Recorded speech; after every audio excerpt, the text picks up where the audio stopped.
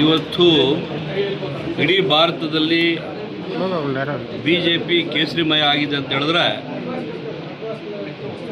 ಇದ ಬೆಳವಣಿಗೆಗೆ ಇವತ್ತು ಇದನ್ನು BJP ಪಕ್ಷನ ಬಿತ್ತನೆ ಬೀಜ ಹಾಕಿರ್ತಕ್ಕಂಥ ಮುಖಂಡರಲ್ಲಿ ಶ್ಯಾಮಪ್ರಸಾದ್ ಮುಖರ್ಜಿಯವರು ಮೊದಲನೇವರು.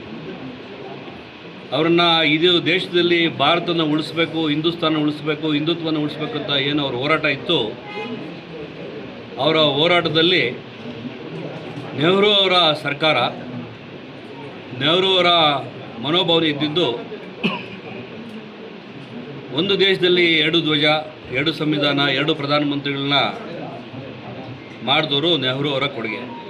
ಅದಾಗಬಾರ್ದು ಅಂತಕ್ಕಂಥ ಹೋರಾಟ ಮಾಡಿದವರು ಶ್ಯಾಮಪ್ರಸಾದ್ ಮುಖರ್ಜಿಯವರು. ಅವ್ರನ್ನ ಬಲಿ ಪಡೆದಿರ್ತಕ್ಕಂಥ ದಿವಸ ಇವತ್ತು, ಅವರು ಬಲಿದಾನ ದಿವಸ ಅಂತೇಳಿ ಇಡೀ ದೇಶದಲ್ಲಿ ಇವತ್ತು ಎಲ್ಲರೂ ಎಲ್ಲ ಆಫೀಸಲ್ಲಿ ಅವರ ಸ್ಮರಣೆಯನ್ನು ಮಾಡ್ತಕ್ಕಂಥ ದಿವಸ. ಹಂಗಾಗಿ ಚಿಕ್ಕಬಳ್ಳಾಪುರ ಜಿಲ್ಲೆ ಕಚೇರಿಯಲ್ಲಿ ಕೂಡ ನಮ್ಮ ಎಲ್ಲ ಮುಖಂಡರು ಸೇರಿಕೊಂಡು, ನಮ್ಮ ಮರಳಕುಂಡ ಕೃಷ್ಣಮೂರ್ತಿ, ನಮ್ಮ ಪ್ರಧಾನ ಕಾರ್ಯದರ್ಶಿಗಳು ದೇವರಾಜ್ ಅವರು ಎಲ್ಲರೂ ಕೂಡ ಇವತ್ತು ಇಡೀ ನಮ್ಮ BJP ಇಡೀ ಜಿಲ್ಲೆಯ ಮುಖಂಡರು ಬಂದು ಇವತ್ತು ಸ್ಮರಣೀಯ ದಿನವನ್ನು ಇವತ್ತು ಹಮ್ಮಿಕೊಂಡಿದ್ವಿ.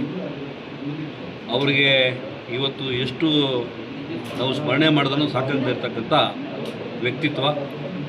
ಅವ್ರನ್ನ ಕಾಶ್ಮೀರದಲ್ಲಿ ಆರ್ಟಿಕಲ್ 370 ತೊಗೊಂಬಂದಾದಮೇಲೆ ಎರಡು ಧ್ವಜನ ಕಟ್ಟಿರ್ತಕ್ಕಂಥದ್ದನ್ನು ಮಾಡಬಾರ್ದು ಅಂತ ಹೋರಾಟ ಶುರು ಮಾಡಿ ಯಾರೂ ಹೋಗೋಕ್ಕಾಗ್ತಾಯಿಲ್ಲ. ಪಾಸ್ಪೋರ್ಟ್ ಬೇಕಾಗಿತ್ತು ಕಾಶ್ಮೀರಕ್ಕೆ ಹೋಗೋಕ್ಕೆ. ಇವರು ಹೋರಾಟನ ಕೈಗೆತ್ಕೊಂಡು ಇವರು ಕಾಶ್ಮೀರಕ್ಕೆ ಹೋದವಾಗ ಕಾಶ್ಮೀರದಲ್ಲಿ ಅವ್ರನ್ನ ಆ ಹೋರಾಟದಲ್ಲಿ ಅವ್ರನ್ನ ಅರೆಸ್ಟ್ ಮಾಡ್ತಾರೆ. ಅರೆಸ್ಟ್ ಮಾಡಾದ್ಮೇಲೆ 40 ದಿವಸ ಆದಮೇಲೆ ಅವ್ರು ಇನ್ನಿಲ್ಲ ಅಂತಕ್ಕಂಥದ್ದನ್ನು, ಯಾವ ಥರ ಅವರು ತೀರ್ಕೊಂಡಂತಕ್ಕಂಥದ್ದನ್ನು ವಿಚಾರಣೆನೇ ಇಲ್ದಿರನೇ ಅವರು ತೀರ್ಕೊಂಡಿರ್ತಕ್ಕಂಥ ಒಂದು ಸುದ್ದಿ ಕೊಟ್ಟಿರ್ತಕ್ಕಂಥ ದಿವಸ ಇವತ್ತು. ಹಂಗಾಗಿ ಅವರು ಸ್ಮರಣೀಯ ದಿವಸ ಇಟ್ಕೊಂಡಿದ್ವಿ. ಎಲ್ಲ ನಮ್ಮ ಮುಖಂಡರು ಬಂದಿದ್ದರು.